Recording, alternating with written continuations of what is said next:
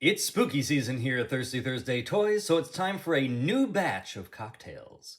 Today we'll be looking at the re-release of the Spider Gremlin and making a drink that I'm calling the Spider Serum. In Gremlins 2, the Spider Serum looks almost black, but upon further inspection appears to be a deep blue that's pretty visible once light shines through it. So for this one, you'll need some blue curacao, blue spider tequila, a spiced rum, cranberry juice, lime juice, and black food coloring.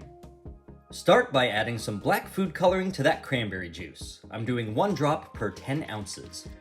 In your mixing vessel, add 1.5 ounces of that blue spider tequila, followed by 1/4 ounce of spiced rum, a full ounce of blue curacao, 1/2 ounce of that black cranberry juice, and 1/4 ounce of lime juice. Add some ice, give that a nice stir, strain it into your drinking vessel of choice, and enjoy. Cheers!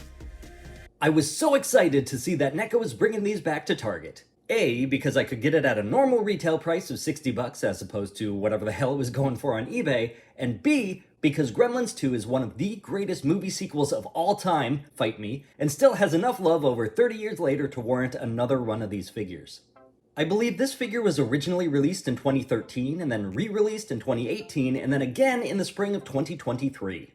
I'm not sure if there are differences between the original release and this new batch because this is the first one I've been able to afford.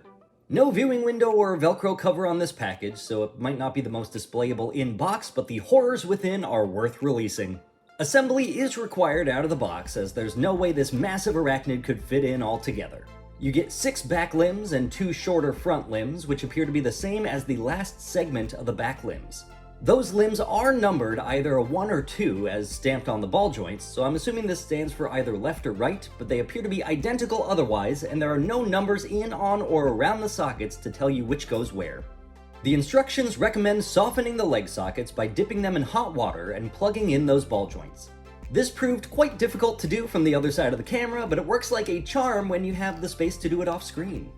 Once the sockets cool back down, the joints are tight enough to maintain a pose, but not too tight that you feel like you're going to break the legs while moving them.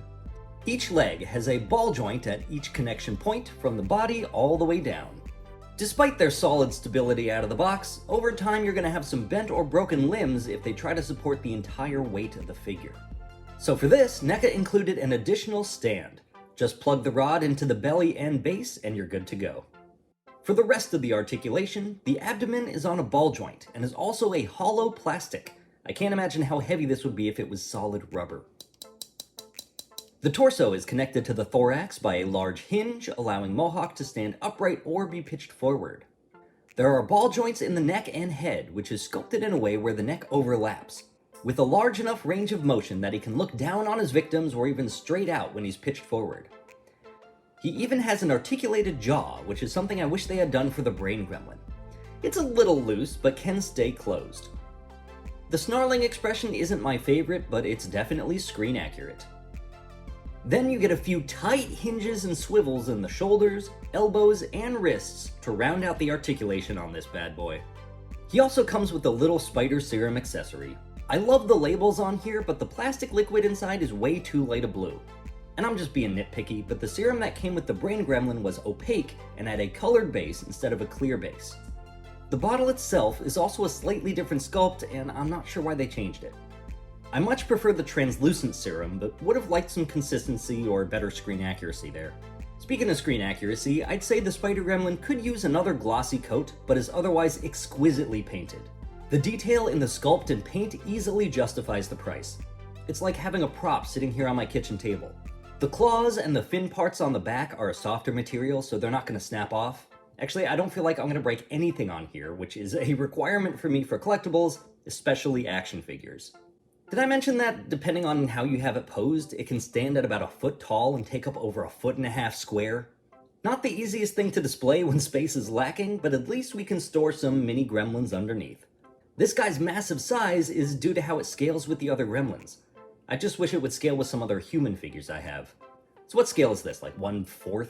To get it down to 1/12 and especially 1/18, you'd probably lose a lot of that articulation, paint, and detail. And to make the humans, they'd have to be, what, like 1.5 feet?